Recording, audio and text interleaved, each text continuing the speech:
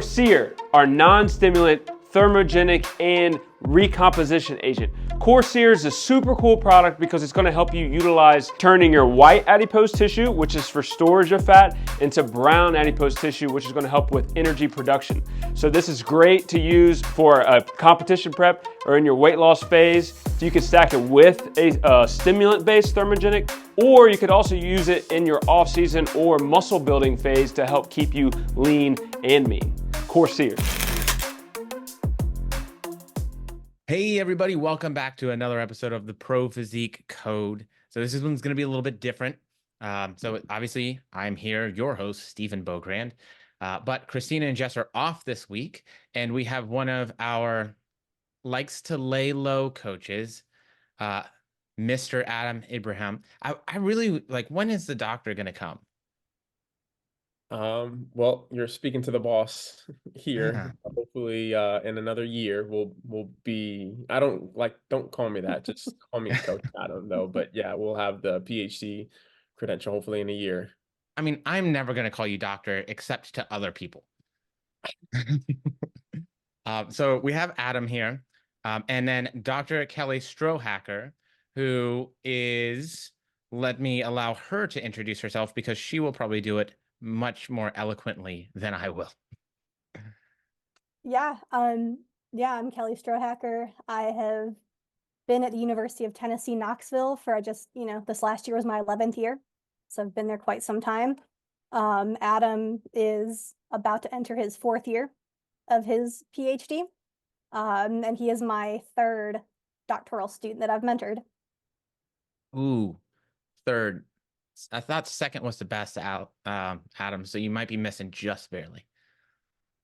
So, okay, so Adam has been with us for, God, it feels like it's been forever. You're so quiet. Yeah, 5 years, half a decade.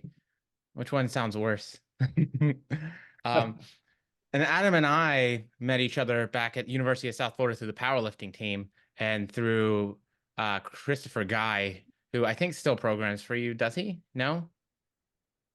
Just because I haven't competed in quite some time, we've kind of paused that, and I'm just exploring, having some fun with training nowadays. I mean, you've been getting stronger still, which is pretty impressive. So, but we used to have the same person do our programming. It's the same guy who did my physical therapy for the knee. Great individual. And so that's where kind of we first met, I feel like. And then it just kind of progressed from there. It's so funny because I feel like you're one of the coaches that is really, really good at this job, like really top tier, but most people don't recognize because you keep things very low key. And I'm sure going through your doctoral program has a lot to do with that. Those things tend to keep you busy. But it's so funny because a lot of our coaches come from different backgrounds. Obviously, so I came from the master's degree in competitive bodybuilding. A lot of our other ones come from competitive bodybuilding. They might have undergraduate degrees. Some of them have master's degrees. Some of them don't have any degree at all. And so it's just such an interesting thing because you bring a very different, I think, experience with what you guys really look at and get into over in your program and with your research, that I think it really just brings such a good piece of the coaching puzzle to how do we get people to be successful. So if you guys want to take over, either Dr. Strohacker or Adam, talk a little bit about what you guys are really delving into over there at University of Tennessee. Tennessee. Yeah. I think the easiest way to explain it is we really want to help individuals, and by default, the people who coach them, manage the experience. Exercise is just a great tool, right? It's good for performance. It's good for health. We keep saying it's good for well-being. But science has only recently looked into how are people feeling? How do they feel about exercise? And not a distant, it's good for me, I'm glad I did it, but finally looking at that in the moment while you're under physical stress. Is it unpleasant? Is it pleasant? Is it exciting? Is it distressing? And that work has kind of been growing the last 20 years. and we care about it, right? Because if you feel distressed more often than not, human nature says we're not going to keep doing the activity. You can have the right mindset, you can have the motivation, but every time that bad experience happens, you're just more likely to quit, to give up, and make worse decisions in your training. And given that's been around for the last 20 years, and I think finally getting the recognition it deserves, what we do in my lab is really about, okay, we believe that's important. How do we make more positive experiences than not? And right now, there hasn't been a lot of research on how do we manage that. We kind of hope for the best, right? That people, if they showed up to the gym, we hope that they have all the resources they need. But that's really not the case. I think you can ask anyone, from someone who's just starting to who's been training a long time, tell me the last time you had a bad day. Everyone's going to have an easy time remembering that, because it might not be as frequent as a beginner. But that's really the goal for us, is how do we prevent those bad days? I don't think they're fully preventable, but I also think people tend to just do, and they don't really think about why they're doing it, what the decisions they're making are for. And that's kind of the heart of our research of, can we give people a framework, to work under? So what should they think about? What should they focus on to then have that conversation with themselves of, was my exercise decision today a good one or a bad one? What should I do in the future when I have these same feelings, the same context? Can I get a better experience?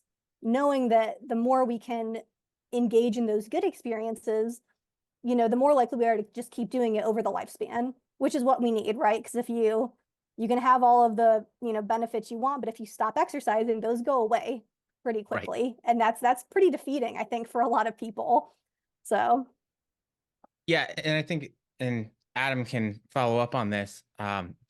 For me as a coach, one of the most difficult parts and the biggest point of what I do is for most people, lifestyle change, because you do have to keep it up and you do have to still be in it, right? So whether that's dietarily and being mindful and educated and experienced enough to make healthy choices that help you to maintain a healthy weight, or one where you feel good and can perform the way that you want, or whether that's your exercise adherence and your ability to make it into the gym over time, to continue doing the things to, at the very least, maintain that level of muscularity, physicality, health improvements that we want out of that for our outcomes.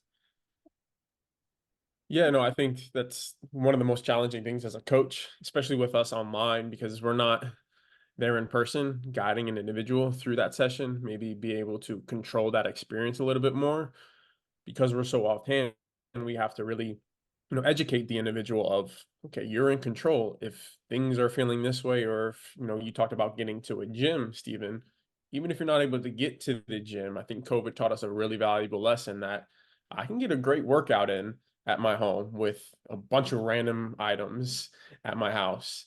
It really forced me to get really, really creative with certain objects or just body weight. So I think it's like what Dr. Strohager's really taught me is to zoom out, and it's really adaptive. It's really, really flexible, but too many people are fixated on, I got to get to the gym. This has to be difficult. And if it's not hard, I'm not doing this right. And I think that there's a difference there, because I think what we generally think about, and at least for our population, the people normally listening to this, a lot of the people that listen to us come in and they see a lot of like the competitive bodybuilders. They see a lot of those individuals that, and if that's your goal, then that might be something that you need to consider, that more extreme outcomes typically require more extreme approaches. So you're probably not going to train 2 days a week and be the best bodybuilder in the world. It's very unlikely. Can you train 2 days a week and still be a very healthy individual and find training programs that you enjoy? Yeah, I think so. But the trick is, how do we do that for each individual? Because the training program that you like right now, I would absolutely hate. And the same vice versa. And I think what ends up happening a lot of times for research is people want to take research and use it as an end all be all. They want to take that research and say, this is a yes or no answer. It's very black and white. And the fun fact about this research, it's extremely nuanced. It's like, okay, well, in this population with these people, what we saw was this. Um, and it's so research in itself, it gives us, I like to say, like the guiding light in a lot of ways, but best practices is the like culmination of research and experience in the field and doing what's working best for the individuals. And I think that, at least from the research papers that you had sent me to read through, it felt like it was more like best practice based research. Like, not, hey, I'm trying to give you this specific hard answer. I'm trying to get you to think about how these people are feeling, what their perceptions are, and be more mindful of that to help them be successful with continuing their exercise program. Yeah, there's, in a lot of ways, we get so many leaps and bounds from science, getting an education in exercise physiology, whatever. I think it can be a good foundation, but we do have that big disconnect that we can teach a student, well, what are the recommendations for health? What are, the do's and don'ts for like muscular hypertrophy or things like that? And we, you can get extra training on things like periodization and complex program design. But yeah, you get to the real world and all of a sudden the complexity hits you. And we talk evidence-based, evidence-based, evidence-based to all our students all the time. But then they're out in the real world and something hits them or their client. And then they're just kind of left to their own devices. I think a really good trainer or a coach is going to figure it out over time. They're probably going to think, well, you know what? When I ask these 3 questions, I get the best information. My clients are happy. I'm happy with their progress. But they have to figure it out. And I think I'm hoping our work can maybe help streamline that to, once you're in the real world, what's the evidence to be adaptive? What is the evidence to be flexible? Because I see that published in research. We see it more, I think, in like cancer research of, well, yeah, we'll modify the training plan if they're not feeling well. But they don't define what it means to not feel well. And they don't define the changes they made, right? It's just we're kind of left our own devices. And unfortunately, the human mind likes to take complexity and turn it easy. And the human mind likes to be biased. And until you can confront some of those biases, or just kind of going off the cuff, it's just kind of this black box. And I'm kind of glad you got that from reading the work, is that I'm really hopeful this work can be filtered down to the practitioner to give them the tools to keep them and their business successful, to keep them and their clients happy. I can critique all day long. I think one of the problems in the general research is that we keep wanting these easy answers so that a health care practitioner, a physician, a nurse, whatever, can give you this easy thing. Please follow it. This will make you healthier. And then my question has always been, okay, well, do we not care about the practitioners? Like, where's all the research to help them do their job better? Like you said, we hope that they read the research and they get something from it. But I think bringing a little more research back to best practices has been a real missing piece as of late. And I would definitely agree. And it's something that myself and Paul have talked about on occasion. There was this period in time when I felt like the bodybuilding industry in general, the fitness industry, was making really good progress towards being more evidence-based, being more based in what we know is going to be healthy, supportive of longevity, quality of life, all these other things. And I will 100% agree. The past year and a half, 2 years, what I've seen is a return to bro science, like a return to the do it because I say it because somebody else told me to do it, but things that have very little or no or very misconstrued basis in the actual science. And people misinterpret that confidence as actually knowing what you're talking about. It's the Dunning-Kruger effect, like just going back and forth, but in the general adaptation syndrome, right? And so the past few years, I feel like it has definitely been a struggle to get people to really be invested in that evidence-based approach, because it's not like as sexy or as exciting. It's not like, cool, we're going to lose 20 pounds this month. Like, no, we're not doing those things. Like, okay, cool. We're going to work on how to get you to like this stuff more in a way that's going to get you to want to do it, so that when you don't work with me, you're still going to keep doing it, and it's going to add value to your life, not just in health outcomes, but also in your quality of life and the things that you like doing in your day to day or week to week. Yeah. I think part of that, and that's, a systemic problem of, to be successful in the industry, in a lot of ways, you have to build a brand. Yeah. And if your brand is, I work with every client individually, there's nothing I can say that is me, this is my program, that can be hard to market without a little extra work and effort, I'm sure. So I think that's the biggest thing I see a lot, is it's never one easy answer. And in our lab, I think we've tried really hard to be really embracing complexity and looking at the system, looking at the individual, and trying to be very open that this, as you said, the black and white thinking, that the papers we publish are not one and done. We don't publish a paper and say, this is it, we should follow this. We're very, very transparent in our writing of, we're exploring, we're asking questions that need answers. But unfortunately, the way science is designed hasn't been super helpful in that regard. I mean, I've seen in the last few years kind of this explosion of new statistical techniques, which I didn't learn those in my PhD program. So, all these new things to handle complexity, which is great, but we're still in such early stages.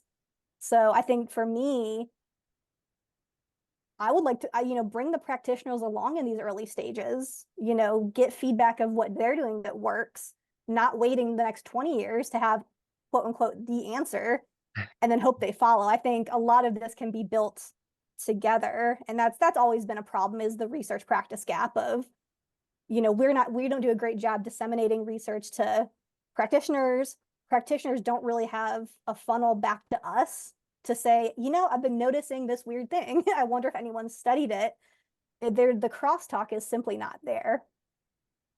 Yeah. And I think it can be tough because, at least traditionally speaking, I do believe that this is still changing very much so in the industry for the better, is that there are more practitioners that have more education.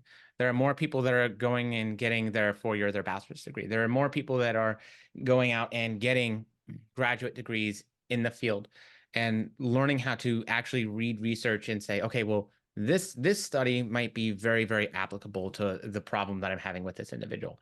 And this one that seems like it might be may very well not be. And so I do believe that there are a lot more people with the education and the tools to disseminate that information from that very high level, because let's be real, it has to be written a certain way to get published. Like, you can't get around it. But if the everyday person, if my mom were to read a scientific journal and an article, she would get nothing from it. Yeah. And there's plenty of times where even I myself, it's not exactly what I'm used to. I have to go in and I have to say, oh, okay, what's that molecule do? Oh, yep, what's this? I have to go in and do extra research to understand the research. And that can be tough. But I think that's one of the reasons why we like talking about these things and having individuals like yourself on, because it gives the opportunity for not just practitioners, but also for the people being practiced on, right? For the consumers to be educated and empowered by that. Because for a lot of us as practitioners, we also need to have that accountability to the consumer as well, of saying, hey, is what we're doing helping you? Are you feeling good about it? Is this something? Because just like you said, and it just made me think of Wingate tests. Like, that's all I could think of, like science and evidence-based stuff and things that are just absolutely terrible. Because I did probably 6 during my time at USF. And Adam, I don't know how many you did, but like those are awful. And I'm just like, why would we keep doing something so terrible to people all the time?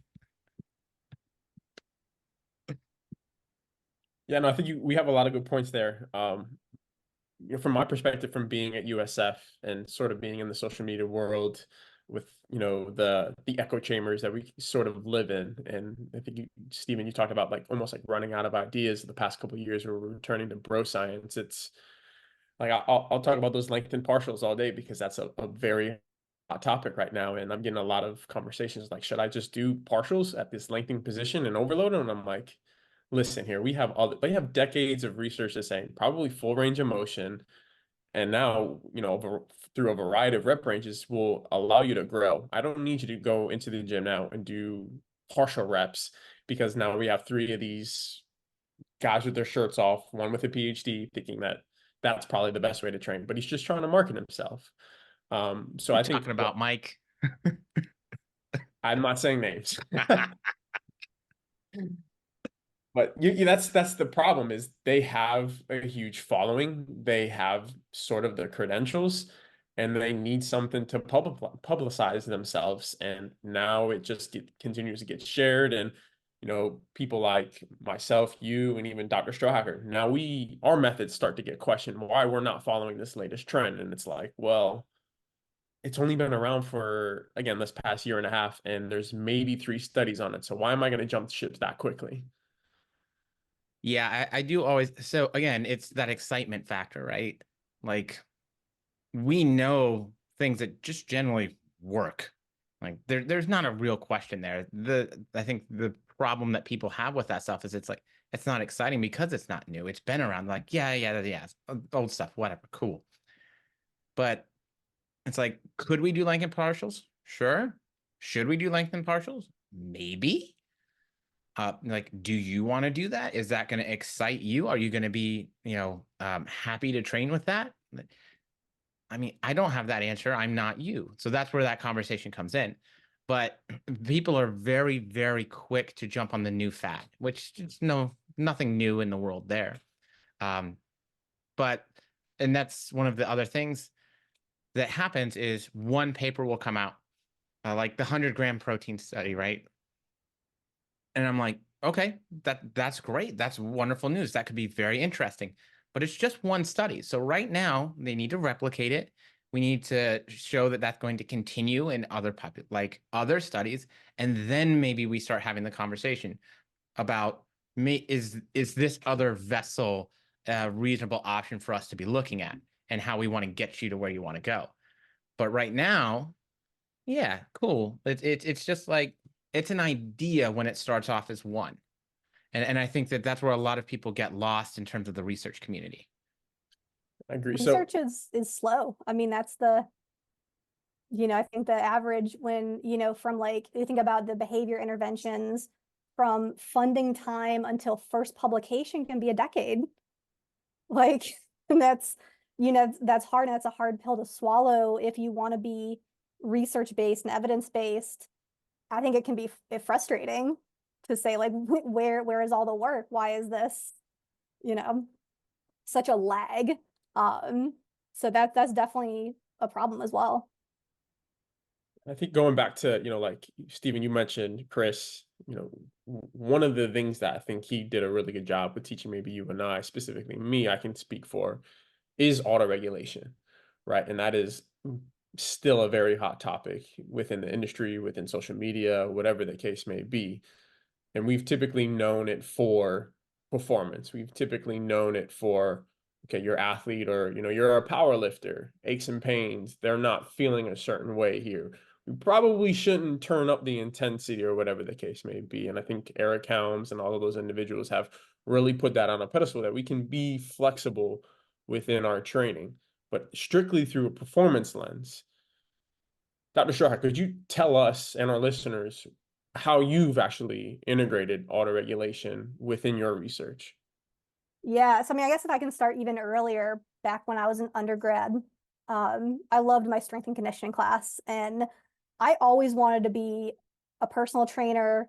I didn't want to work with athletic populations, but something about what I learned in strength and conditioning about program design and periodization really stuck with me, that when you think about the prescription that you give an untrained individual to get them healthy tends to be a really strict interpretation of the guidelines.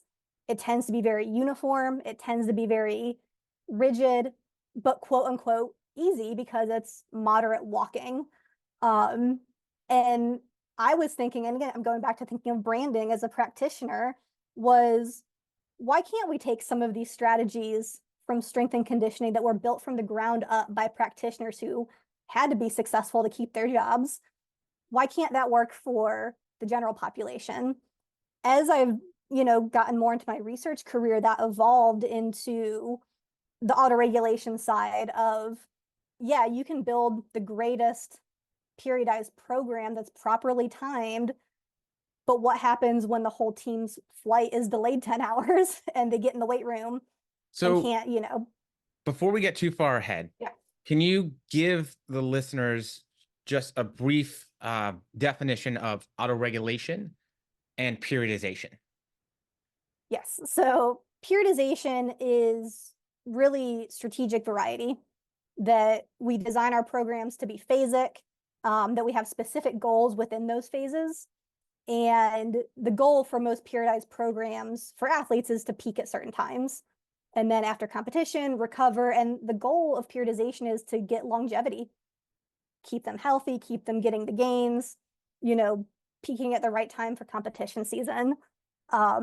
Autoregulation is more of the programming side, that within those phases, that accounting for unexpected changes, right? An athlete is sick, an athlete is mentally, incapacitated in some way.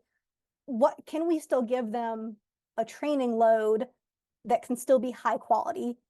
It might not be the one that I would have assigned in a given day, but it still fits with the goal of the phase. It still fits in with their long-term goals. And so autoregulation is a little more, as I was getting into this research, it's a little more fuzzy because it on the front end sounds really good. Be flexible to a person's mental and physical states.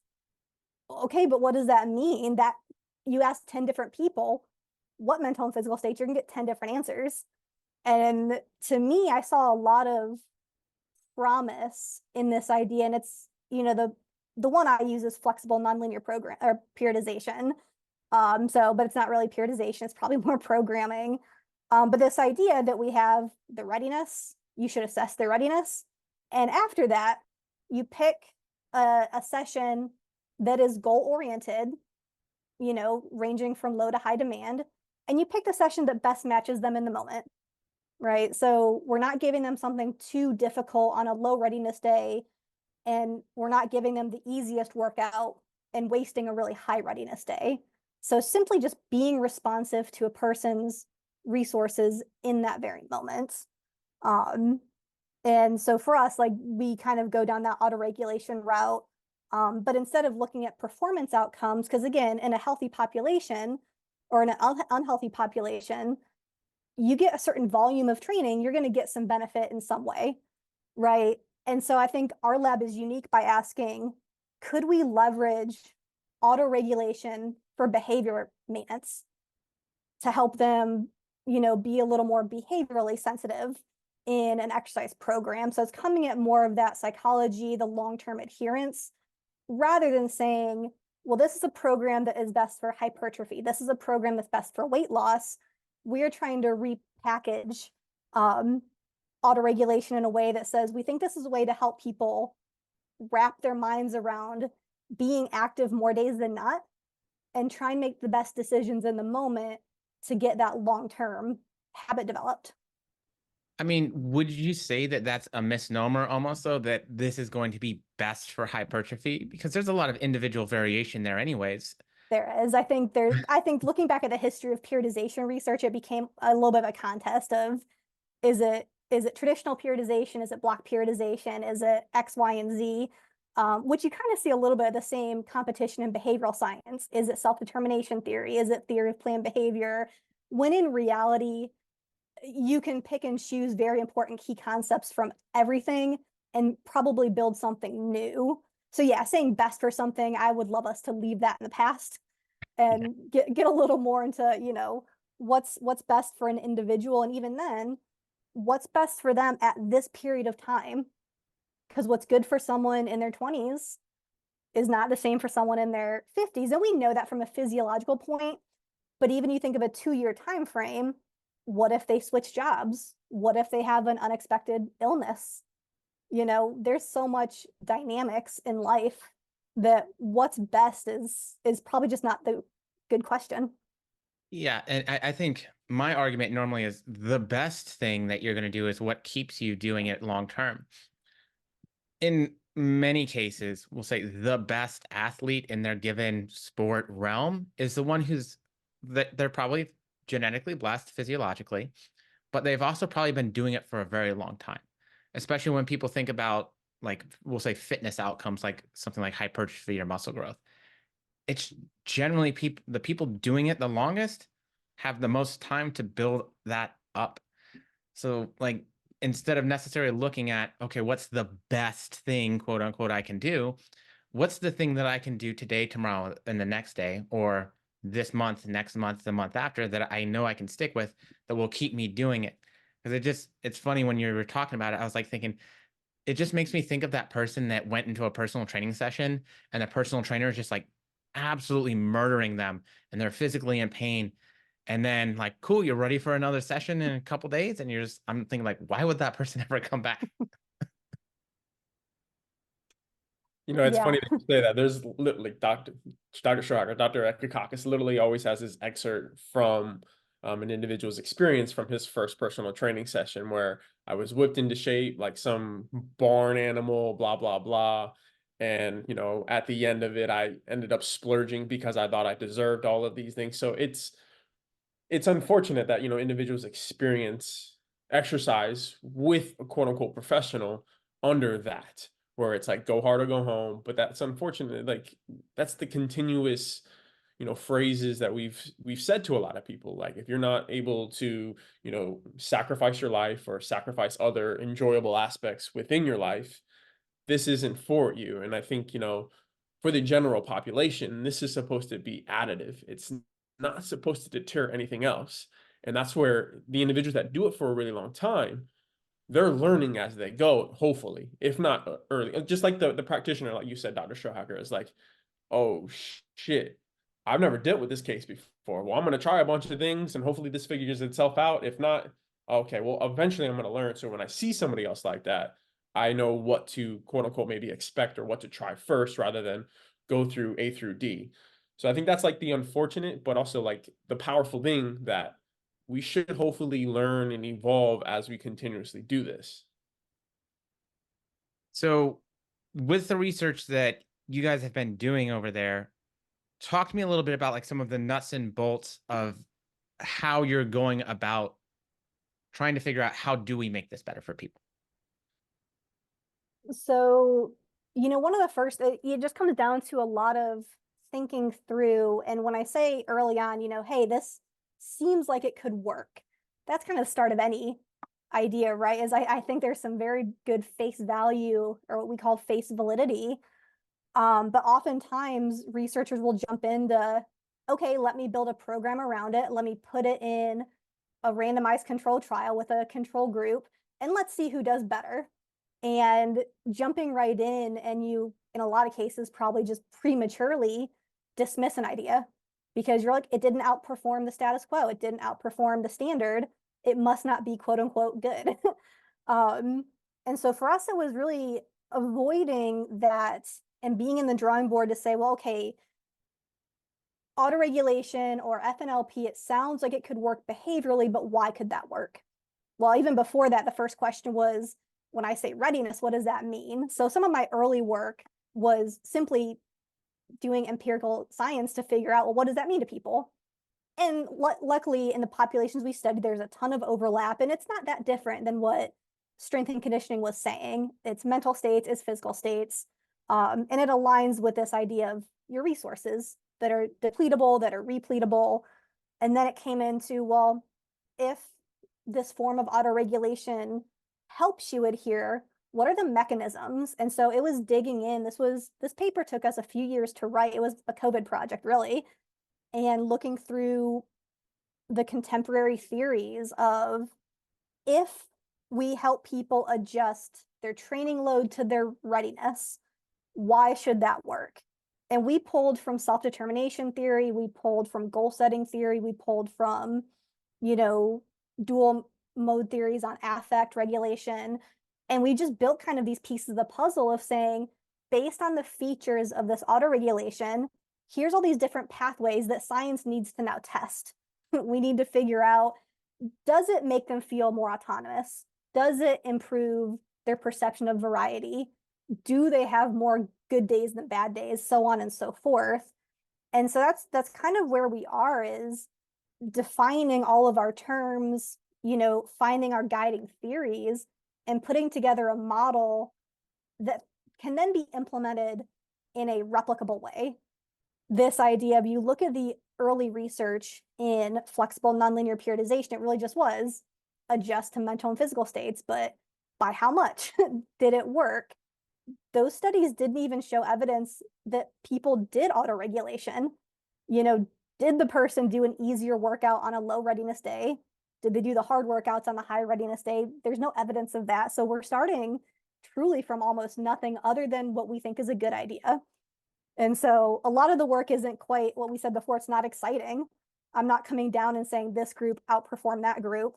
We're simply building the model to say, what's going to guide the next 10, 15 years of our lab to actually test these things in a way that is meaningful. And I think what's interesting about our work is, at some point, pulling in the practitioners very early on, because their opinion matters. If we build this model and we say, we talk about Adam's dissertation, he's looking at the acceptability from a potential client. We're asking all those questions. And after that, it's going to be groups of practitioners. Would you be willing to prescribe in this manner? What would work? What would not work? What might be better based on your experience? It's this idea that all sorts of information is powerful, not just what comes from my lab, but what comes in the real world. And so that's, again, it's going to be a long road until we actually test it in a traditional setting. But I think by doing all this legwork on the front end, getting feedback from the people who experience this programming, getting feedback from who might eventually be prescribing this programming, we can build the best product we can and optimize it. So when we do finally put it against a control group, it has the best shot of doing better, rather than jump the gun and realize like, oh, we missed all these things. Yeah, and I feel like it's interesting also because for what your lab is looking into, it's really longitudinal, right? It's long-term stuff that this should be making the biggest impact on. It should be making an impact on, like, I think of my mom, who's been to the gym maybe twice in her life, and she's like, no, I don't like it. It makes me uncomfortable. I don't like doing stuff. I was like, well, you need to exercise somehow.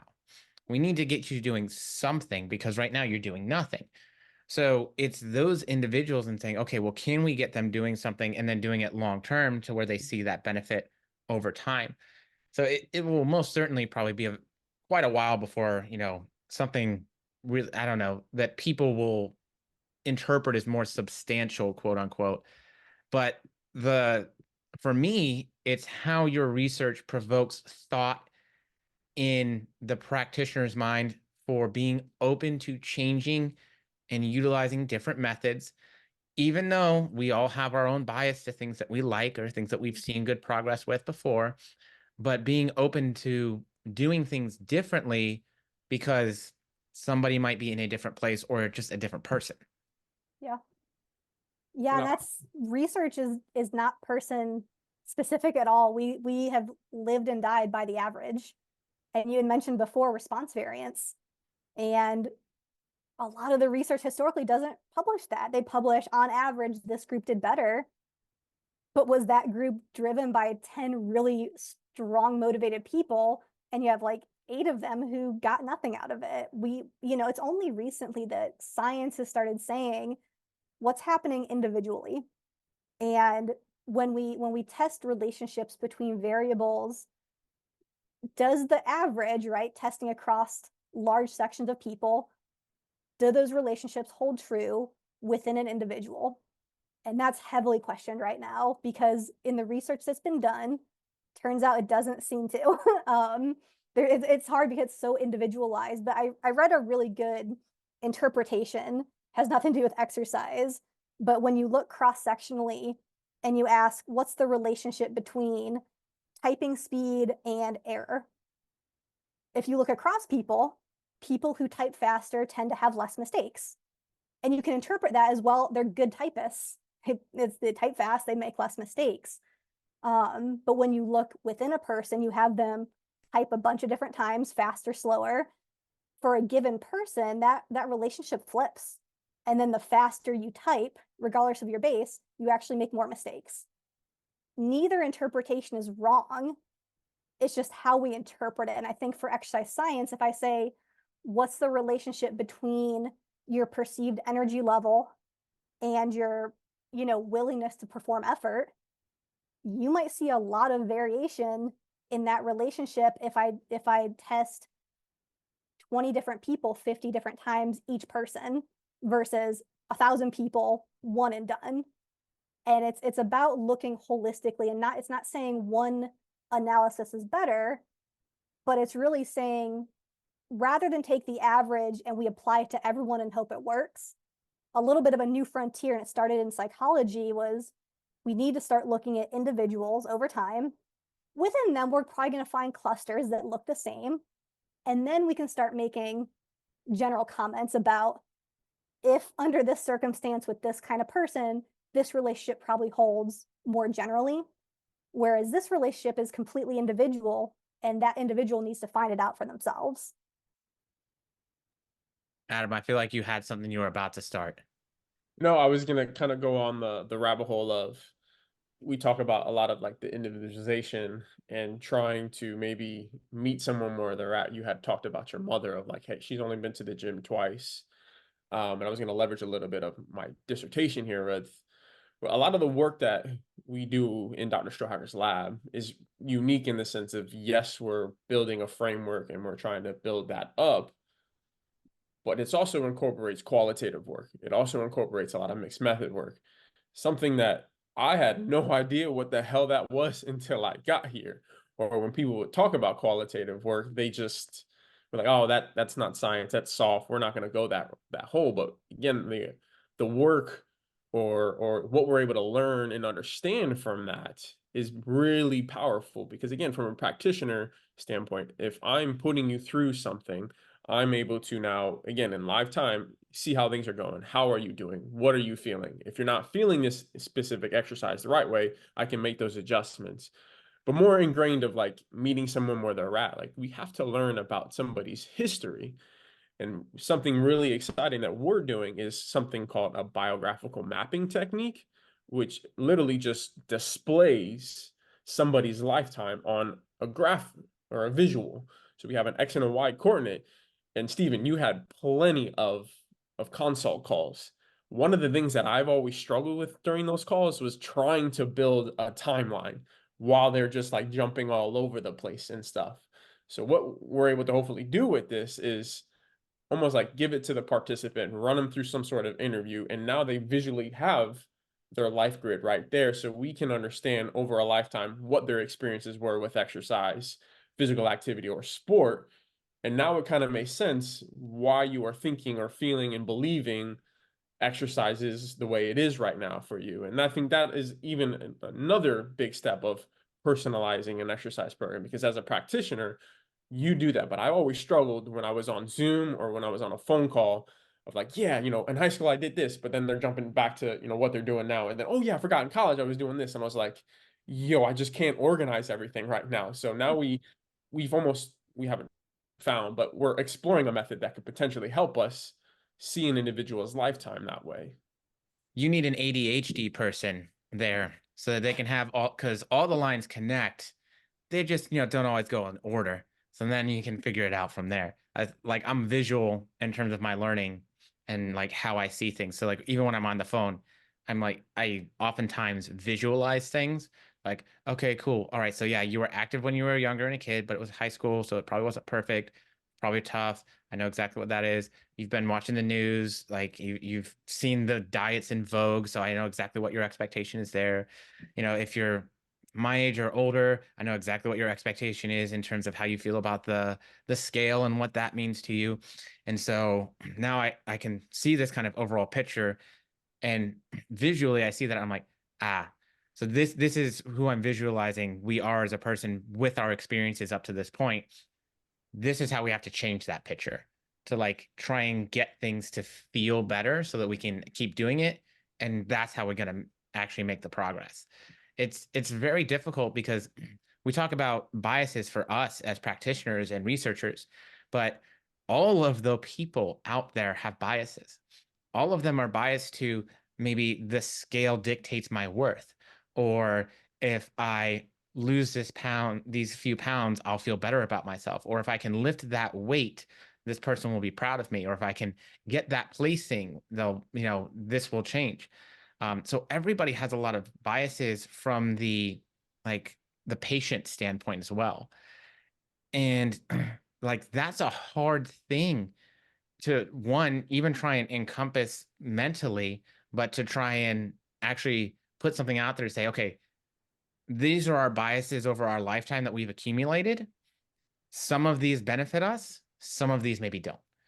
How do we go about loosening the grip on some of the biases that aren't benefiting us, whether that's me as a practitioner, a researcher, or an athlete, or just a patient, to where now the intervention that we're making is easier to accept, easier to upkeep, and it meets me where I'm at. Because if I've done no exercise, exercising 6 days a week is actually an absolutely terrible idea right out of the gates. It'd be I would never recommend that. But exercising 2 days a week or 3 days a week would probably be reasonable if we make sure that they're not overbearing. But we have to undo that bias that the no pain, no gain, go hard or go home, doing more is always better. No. And I think that's where the auto regulation is so nice. And I do believe that the industry is kind of embracing this to a point of more is not always better. Harder is not always better. Better is better. And that's going to mean different things for different people at different points in time. That's such a key point, is figuring out what information do I collect and what do I use. There's so much we can, do. And I think one of the big key takeaways of our work is it's a learning process, as you said. It's not something that we want them to just do and go home and go about the rest of their lives. Historically speaking, and I stand by it, the idea of self-monitoring is so powerful. Now, traditionally, it's self-monitor, right? Your diet, weigh your food, count your calories, and it's, did you exercise, did you not? If you exercise, what weights, sets, reps, how far did you run? We've not really dived into self-monitoring of experiences and taking inventory of when I stepped into the gym, like, yep, I am motivated for the long term, but right now in this moment, what am I capable of? Because generally I might be capable of a 30-minute walk, but on a day when I didn't sleep and everything's like going to hell at work, that 30-minute walk is it doesn't feel capable. And a trainer could come in and say, yes, physically go do that 30-minute walk, you'll feel better. That doesn't help the person who is stuck in the moment of, I don't feel like I have those resources. And so what we're trying to have a roadmap of what can we measure, and by default, what do these people start to monitor over time, and help them put those pieces together of, hey, even something simple as when I weigh myself under this context, that's when it gets to me. But if I weigh myself under this context, I can take it more objectively and just write it down as a number. We as coaches or researchers can't decide when that is for a person. It takes a person doing a little self-experimentation of, when is a decision right for me? And when we can give them the right things to monitor and the right ways to think about that data, many of us have wearables, right? And those come with so much information. How do we break that down? It's not as simple as, hey, give this inactive person a wearable, they'll become motivated, they'll learn so much, and so that's part of our process, is breaking down. I think Adam's dissertation is going to be very helpful, is what does it mean to break down the data? What's the best way to visualize it for someone? And how do we get them to talk about it in a way that is meaningful to their life? We can't just put something in a black box and say, well, here's your readiness score for the day. Here is this, like, where did it come from? Because if my readiness score is low 10 days in a row, I need to know why, 'cause I can't fix it, right? If I don't have that, is it my diet? Is it my sleep? Is it my stress level? Who knows? And so building those, not giving people 50 things to measure, but finding out what's the right 5 things or something for this individual to give them clarity and to give them confidence that they're making the good decisions. And it's not just before exercise, it's okay, what did you do? And then afterward, reflecting on how did it make you feel? Now that you're done and resting, how do you feel? Would you make that same decision again? That all comes down to the person in question. And that's the hardest thing to figure out, because it's not easy to be so individualized, and trying to take down that complexity is, I think, where we're aiming to go. I mean, I was piloting a study where we were collecting survey data every time someone exercised for 10 weeks. And we wanted them to do pre and post surveys. And so for me to get my mind wrapped around how am I going to clean that database, what's it going to look like, I did it for 3 months on myself. And I have a PhD in kinesiology. I've been active, as long as I can remember. Even that process for me of playing with my data, I learned some very interesting things about my habits, things that I've stopped doing. A good example is, I looked through my 3 months of data and said, yeah, look at these. I had plenty of days where my readiness was low and I exercised. Some days felt perfectly good. And I had some really unpleasant days. And thinking back through that, why were those so unpleasant? I was able to come to terms with those were really bad work days, like just unproductive thing after thing after thing. And that gets to me, especially if I choose to do like an elliptical or a bike. Those were my bad days. On days when it was similarly bad, but I chose to go for a long walk and call my sister and vent, all of a sudden my experience was a lot better. And even something as simple as looking at my data and asking, why did this happen? I haven't made the decision to sit on a cycle ergometer after a bad work day, and that's just me playing around with data. That's not even necessarily empirically based, but I think there's a lot of power in showing a person their process, not just showing them their outcomes. Because if we focus solely on outcomes, that's what ends up being so disappointing if they're not hitting those marks. And measuring process is messy. And so we're trying to find a way to make that attainable and make that possible for people. And I think you hit a big nail on the head for me, because and even though I know that we try and do whatever with the podcast, sort of not really anymore, but I still work with a lot of competitive athletes. And so when you put in a ton of work and you're at your best and it's your best performance and you still don't win, when you're goal-based, man, that kills. That is just, it's a punch right to the gut. And especially because like this is long-term stuff that like the fitness, competitors are doing. You could be dieting for 6 months for one show. That's really tough. And so one of my goals typically is to get people to be more process oriented, because that's mostly what we can control. We very, very few times in life have I found that I've been in control of an outcome. It's been the process that I've truly been in control of. Can I go in day after day? Can I still enjoy life enough to like make it worth it? Can I still have the other things in life I want along with this? And like really digging more into that process base of how do I make sure that I'm enjoying it all of the time instead of only enjoying it if I win a competition or if I make my run time or if X, Y, or Z happens. And I think that is one of the very big challenges that we as practitioners face, is because so many people, and you have to have a carrot on the stick for a lot of people. There has to be a goal. But how do you get them to enjoy that without necessarily having to have the goal? I'll take that one, because something that I've really have taken from my time with Dr. Strohacker is the self-determination and the key component of competence. Like, I want people to not only know it, but be able to actually apply what I'm trying to give them. Because if they're not able to do that with me, oh, it's going to be a really hard time without me. And again, there's a carrot in a sense for me, because right, I'm getting paid, but that's even a less of a motivator for them to continuously go if it's outcome driven, where I need to hit X weight, I need to perform X. It's like, no, let's really take a step back and learn how to regulate ourselves. Learn to understand that, if this exercise isn't feeling good or it's not even available at the gym, what is a substitute that I can do? Right. So I've built a lot of things within my spreadsheet of like, okay, lat pull down, but then there's another tab. If they're not able to do that, here's all these other lists that they can do.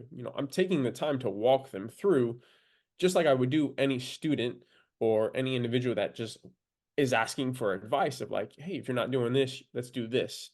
So I think it's really selling the goal of I'm going to be your guide throughout your beginning or this next chapter within your life to help improve your competence while also trying to manipulate some of the experiences that you're going to have. I think the best thing that I've done so far, and again, is really just tone way down the volume or the intensity of my training programs, right? The thing with us, Stephen, you would say probably is everyone comes to us like almost expecting a resistance training program, right? I can make cardio. That's not hard in a sense, but for resistance training, when somebody's at a gym, it's a really intimidating, scary place.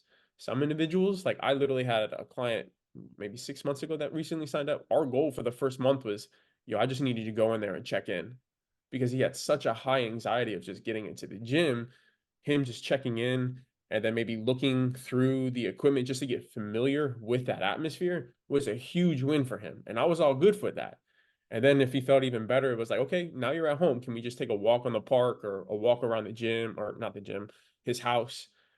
But then I would give him like homework of like, okay, what machines did you find intriguing or whatever the case may be? He would tell me that. And then I would send him exercises. Okay, we can start doing this stuff. And then as he got more comfortable, he was like, okay, well, I'm going in here and I'm going to plan it. Like he built the program after that month. And I started taking that and I started building it from there. So long story short is like to build an individual's competence of like, I can do this. I know how to do this and I want to do this. Yeah, I think it's more empowerment, and I think it goes back to something I know we've said a million times. Like, if you need me to be your coach forever, I've not done my job. Like, if I am truly doing my job as a coach and as a practitioner, I am educating you and empowering you to be able to do this without me one day and still be just fine. But okay, so Dr. Strohacker, if there is one thing that you wanted to talk about today and that you think is the prime directive, so to speak, I don't ever say those words. I don't know why that came out, but what would that be for you in terms of like what you guys are doing or what the research you're doing is showing and what questions it's asking or answering? What's the main thing for you? I think the main thing is just emphasizing the importance of, feelings do matter. I'm in the social media world. I see plenty of like, data over feelings, like I wish it was that simple. I wish we were so automated that, and this is going to dovetail a bit into habit because you hear that word a lot too. Just go a bunch of times and you'll develop a habit. You won't have to think about it. You'll miss it if you don't do it. And that's great. All things great in theory, but we don't live in a vacuum, right? Humans have to handle life challenges. And, so when I say the things that matter to me are words that get misinterpreted, like, saying feelings don't matter. I would love to get past that. Getting into something like habit formation. We tend to err on this. Habit means doing the same thing without thinking. And I don't think that goes well with exercise, right? You can't be fully automated, like get injured, you won't do the things you're supposed to do. And so a great conversation happening in habit formation theory is this idea of maybe we move away from habitually doing to habitually starting. I'm forming the habit to just start the exercise. And that's where the autoregulation helps. It's giving people that flexibility to say, you know what? If you don't have the resources, stretching is perfectly fine because that'll help us to our long-term goal. And if you're feeling really good, let's challenge yourself, because you might feel a little unpleasant, but if you expected that, that's okay and maybe easier to handle than today was supposed to be quote unquote easy and it felt like trash. That was unexpected. And that's like you feel bad about yourself. So, getting feelings to count, maybe moving more into habitually starting and habitually instigating something rather than execute it perfectly. And that's really where we're hoping. And like you said, you don't want to be the crutch for someone. Our work isn't looking to build an app that says, enter this data, I'm going to spit out for you what to do, because that takes away their autonomy, takes away their ability to be empowered. We see our program as a learning process. And I think that's very helpful for a practitioner to think in terms of learning together with a client, not just, yeah, I interviewed them at the start and I have an idea of them, but they're going to do my program, they're going to love it, and they're going to do it forever and pay me forever. Thinking through like graduating out, having this skill set built for them that they can eventually experiment and might pick up new things that they measure over time.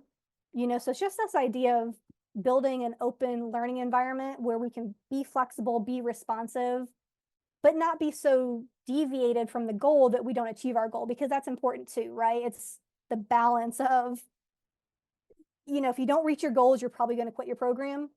But if it feels bad every time, you're probably going to quit your program. But we have that intersection of the harder the exercise, the worse it feels. And we have no way to manage that right now. And we're trying to find a way to balance those two very important needs because they intersect a lot. It's okay to not feel pleasant, but it's probably worse to have it hit you in the face unexpectedly. If there's an intention in mind, if there's an anticipation, like, yeah, today's my hard day, it's not going to feel perfect. I think we can build over time people making better decisions. And that's really the heart of the work, is getting out of the, I assign you as a drill sergeant, or this app took in all this information and AI told me this is maybe the best bet, and getting back to letting the person run the ship, right? We don't want them to just be passive, because that's not good either for the lifespan, right? They have to take an active role. And, a lot of that it's hard. It's hard to hear from, I'm sure, a client that I don't like this program you gave me. I don't like the way it's working for me. How can we navigate that? So I think it's a much longer answer than you were expecting, because it is so complex. I don't think there's one thing we're trying to do. We're trying to build experiences that are helping more towards self-determined motivation and positive experiences. And it's just so messy. But I think we're happy to open up to that and say, yeah, it's messy, but what if we don't do the work, we'll never understand how to clean it up, right? I mean, I think that's a beautiful answer, because I think a lot of people get dissuaded because things get messy, because they don't have it down. It's not perfect. And like, when we change the tone of how we speak about this stuff and say, it's going to be messy, it's not going to be perfect, you're going to try, there'll be some days where we will succeed and, surpass our expectations. And there's going to be other days where we fail, and that's all okay. Shoot, even kind of planned for to some degree. Like, that's a beautiful way to change the expectation coming from a patient or a client side of, okay, when was I good enough? When was I not? No, you were always good enough. Like, this stuff is all built in and it's all expected. Mm-hmm. And so, like, I think that's awesome. I totally agree. In a sense, it's like it's setting up the client for long-term success, understanding that I'm not going to see you for 90 days and you're going to be Superman. You're not going to look like Stephen Bogran over here. You might look like me, unfortunately. So that's the whole thing. You probably look better than me right now, dude. I just had stomach surgery. Well, that's the exact phrase though, right? That stomach surgery, you just lost 20 pounds and now you're shredded, and that's what it has to take, right? No, peanut butter for days.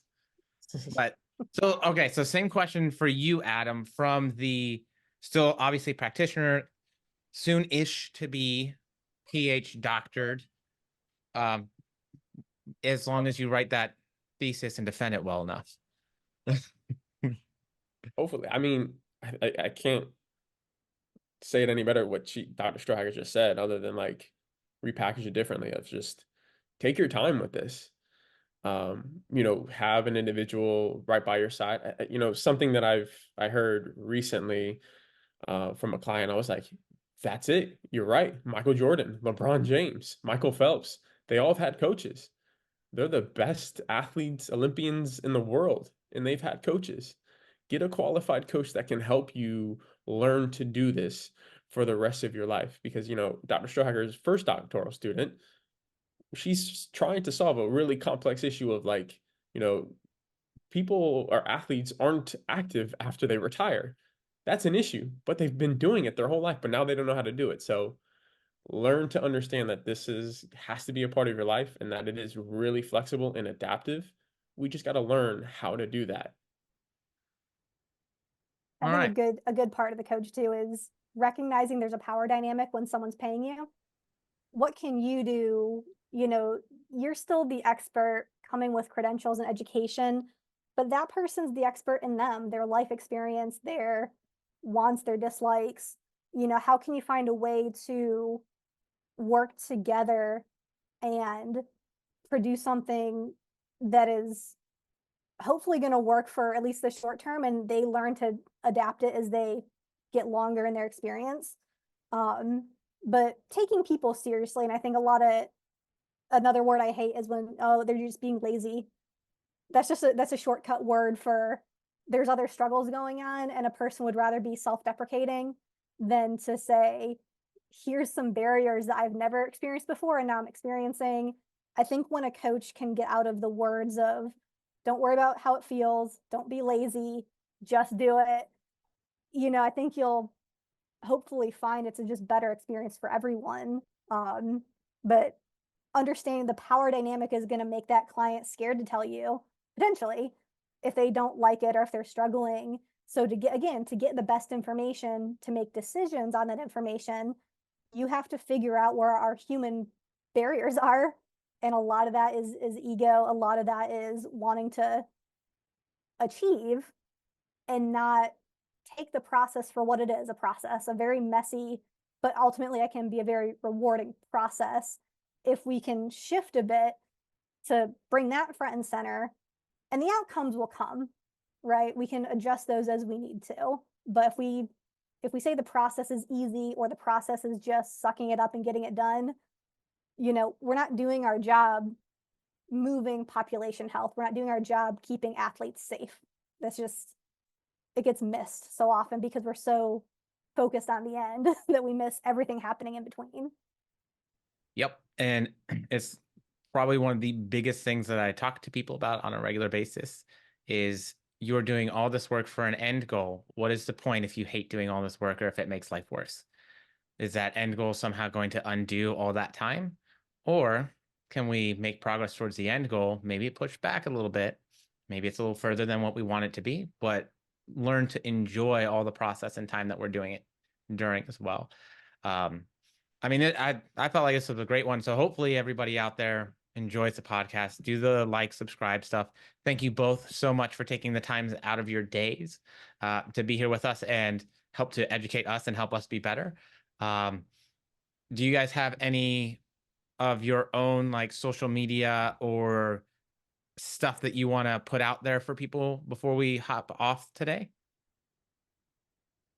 I have my Instagram, although I'm double checking that. I can put it in the chat. Apply to the program. At the end of the day, this is where Europe is beating us. They have a lot of more professional PhDs to, more credentials for a practitioner. We're kind of still in the research PhD, but, education's education. I wouldn't ever think like maybe it's not for me. I think there's a lot more movement where people get their doctorates and go into industry and go into practice. So I always love talking. I think working with Adam, he's the first student I've had who's maintained his practitioner status. And I think it's helped him so much along the way to we have good conversations. We talk, it keeps us grounded in the real world in addition to just up in the theory. And so, yeah, if people are thinking of, doctorate level work, happy to talk to anyone. Shoot him the email, Dr. Strohacker. You got to say this stuff to the people, the audience. Yeah.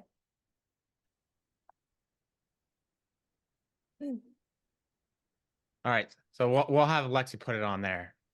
We'll put it out. We're gonna put it on the show notes. But Dr. Strohacker, do you want to shout out your Instagram for the listeners out there? Yeah, Just like I'm that double one. checking that it's correct. It's We can put it in Dr. after the fact too at the bottom. It's my whole name. It's Dr. Kelly Strohacker with an underscore in between. Boom. Yep. Easy Adam, enough. if you guys don't follow Adam already, please do. Even though it's mostly just him lifting heavy weights. Hey man, I tried to today. Again, So that was good. It was a great one. Yeah, no, I'm trying to. I got a template out. Dr. Strohacker's taught me get a template, go with it. So now, like, I'm already reading the stuff. Now I just got to put it out, and disseminate it. So we're trying, but no promises. All right. Well, thank you guys for listening, and we'll talk to you soon.